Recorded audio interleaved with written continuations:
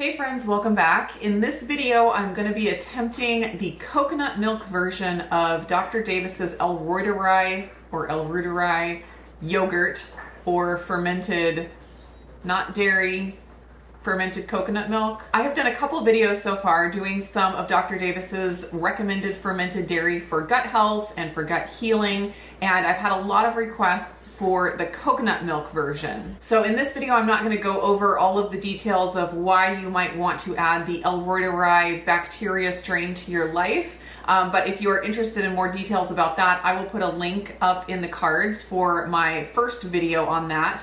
But better yet, just go and buy the Super Gut book from Dr. Davis. So much great information in here. Lots of other recipes for different fermented dairy and even other things. So highly recommend this book. Definitely check it out. I will mention that the recipe for the coconut milk yogurt, I'm just gonna call it yogurt, even though technically it's not yogurt, but we'll just call it that.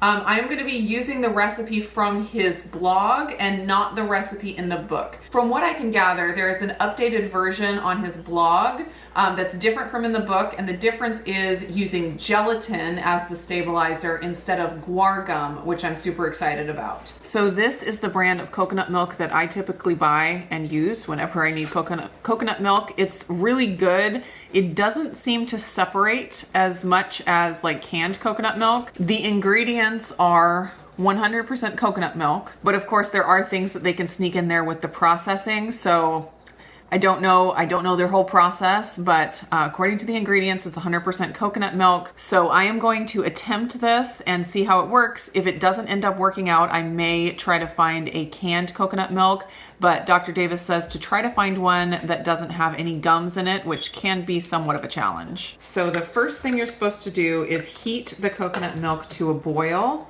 and then with an immersion blender, blend it for 20 or 30 seconds, and that helps emulsify the fat so that it's not as likely to separate during the fermentation time.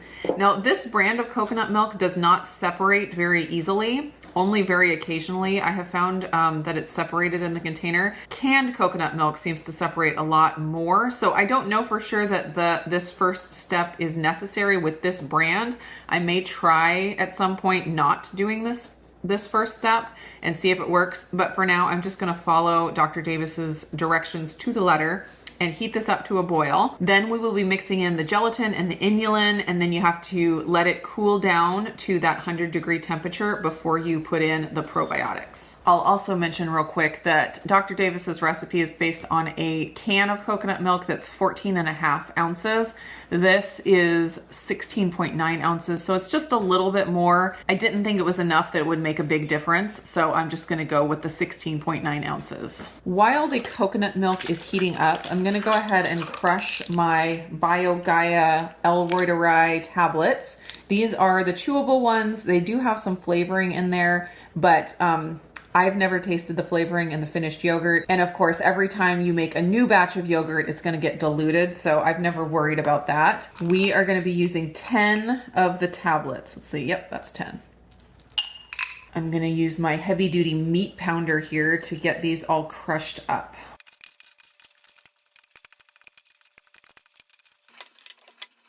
Jumping in real quick to say thank you to Element for sponsoring today's video.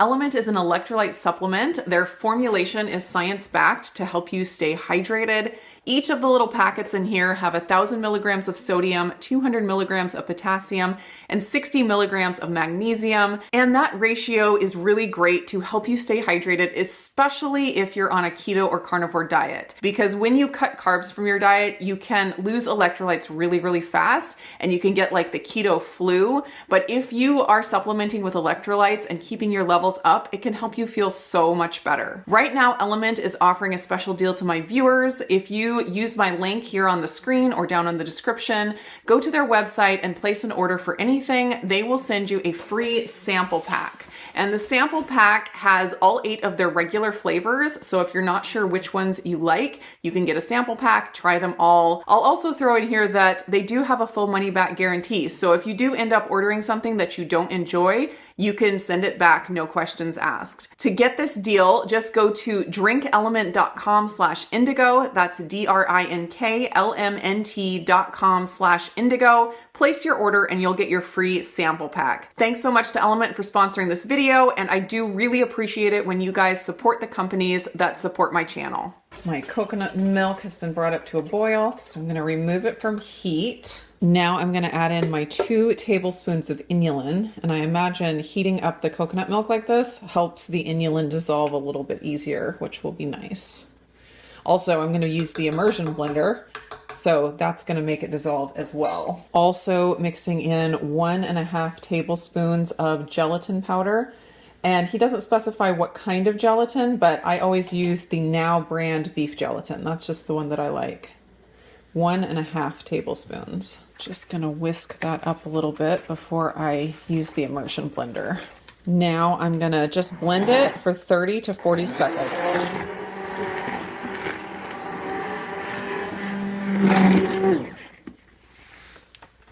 That looks pretty good. To cool this down a little faster, I'm just going to set the pan into some cold water here in my sink. You could even put ice in there to cool it down even faster. But I'm just going to periodically use my instant read thermometer. And once it gets down to 100 degrees, I will be able to mix in the probiotic capsules that I crushed up. Whether you're using the yogurt as a starter or the crushed up tablets, you want to wait until the coconut milk is 100 degrees, because if it's much hotter than that, it could kill the probiotics. It took less than 10 minutes. I just was stirring it every so often. Well, now it says I'm a little bit too low, but it'll heat back up in the Instant Pot. So now I am going to mix in my crushed BioGaia tablets.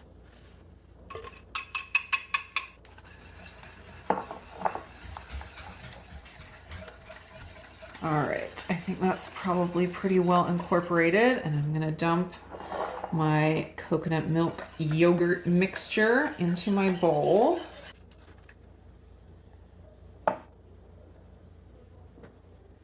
I got these bowls from Costco and they come with lids, which I love. So I am going to use that instead of plastic wrap over my yogurt. And I'm using the Instant Pot to ferment the yogurt this time, although there are a lot of other options. You could do a sous vide, you could do a dehydrator. There's all kinds of ways that you can find to keep your yogurt at 100 degrees for 36 hours. It is pretty important to be able to control the temperature well with this yogurt. You can get away with more temperature variation with more conventional yogurts and conventional strains, but with the Reuteri and some of the other ones that Dr. Davis recommends, they're more fragile. So having some kind of a yogurt maker or Instant Pot where you can dial in exact temperatures is definitely the way to go. I like to use a silicone sling to lower the yogurt down into the Instant Pot. It just makes it easy. And you can add water to the Instant Pot. You can add like an inch of water. You can fill the Instant Pot up to the level of the yogurt in your container. There are different ways to do it. I find that it's easiest just to do it dry. Just keep in mind that the temperature of your yogurt will be different if you're using the Instant Pot dry versus using it with water in there. So whatever method you choose, just make sure you're testing the temperature of your yogurt and adjusting the temperature on the Instant Pot as necessary. I know that when I use my Instant Pot dry, I can set it to about 104 degrees, and that will keep my yogurt inside the bowl at about 100 degrees. So I'm gonna lock my lid and hit the yogurt button, and I am going to put it on 104, it's already there, and then I'm gonna put it down to 36 and just hit start. And we will be back in a day and a half.